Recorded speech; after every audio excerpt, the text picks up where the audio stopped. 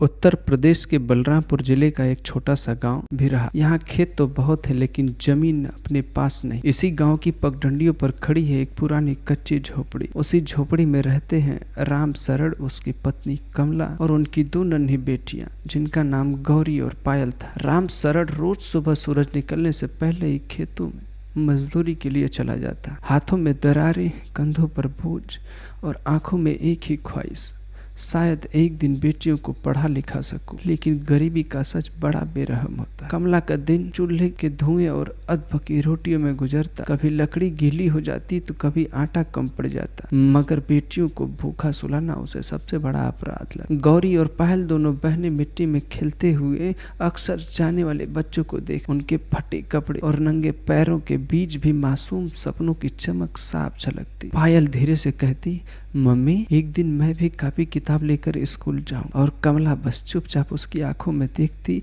मानो दिल कह रहा काश ये ख्वाब पूरे हो पाते। गांव भिराहा की गलियां दिन में जितना चहल पहल भरी रहती, शाम ढलते ही उतना ही उदास लगती। धुएं से भरे आकाश तले राम सरड़ अपने थके हुए कदमों के साथ घर लौटता। उसकी आंखों में उम्मीद कम और चिंता ज्यादा झलकती। हाथ में मजदूरी की कुछ मुट्ठी भर पगार जो कभी पूरे परिवार का पेट नहीं भर पाती थी। कमला अक्सर दरवाजे पर बैठे उसका इंतजार करती, चेहरे पर थकान के बावजूद मुस्कान लाने की कोशिश करती ताकि बच्चियों के सामने गरीबी का बोझ कम लगे। वह पूछती, आज कुछ ज्यादा काम मिला क्या? राम सरड़ बस हल्की सी गर्दन हिला देता। उसकी चुप्पी ही जवाब होती। गौरी और पायल दौड़कर पिता से लिपट जाती।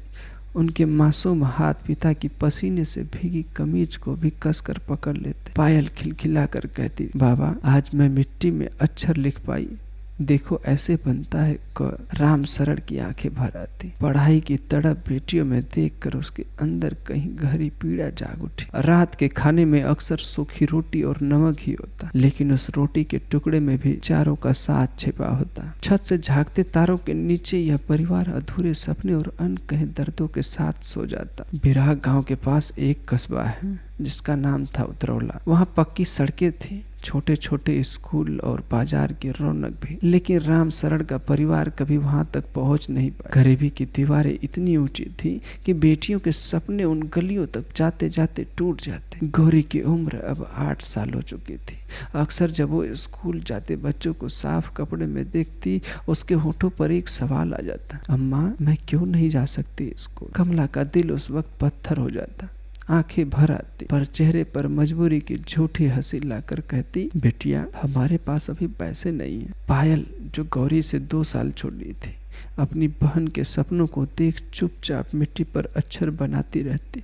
उसका भोलापन चेहरा मानो कह रहा हो, मैं भी सीखूंगी। राम सरड़ यह सब देखता, पर उसके पास जवाब नहीं होते। मजदूरी के सिक्के बस खाने और कपड़े पर ही खत्म हो जाते। किताबों और कापी कलम की जगह कभी आ ही नहीं सकती थी। फिर भी हर रात सोते वक्त जब गौरी और पायल अपने छोटे छोटे सपने की बात करती, तो राम सरड़ और कमल के लिए वही सबसे बड़ी दौलत बन जाती। गरीबी की झोपड़ी में सपनों का उजाला ही उनका सहारा था। भिरा गांव में बरसात का मौसम हमेशा संघर्ष लेके आता था। झोपड़ी की छत से टपकते पानी की बूंदें कभी कभी बर्तन में गिरती, कभी बिस्तर को भिगो देती। उस रात भी आसमान गरज रहा था और चारों परिवार वाले कोने में दुबक कर बैठे थे। गौरी ने पिता की हथेली में थाम ली और मासूमियत से बोली, बाबा जब हम बड़े हो जाएंगे ना, तो क्या हम भी पक्के घर में रहेंगे?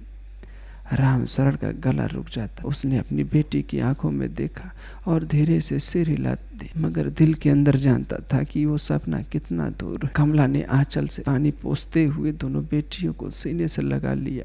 उसे डर था कि कहीं ये बरसात उसकी छोटी सी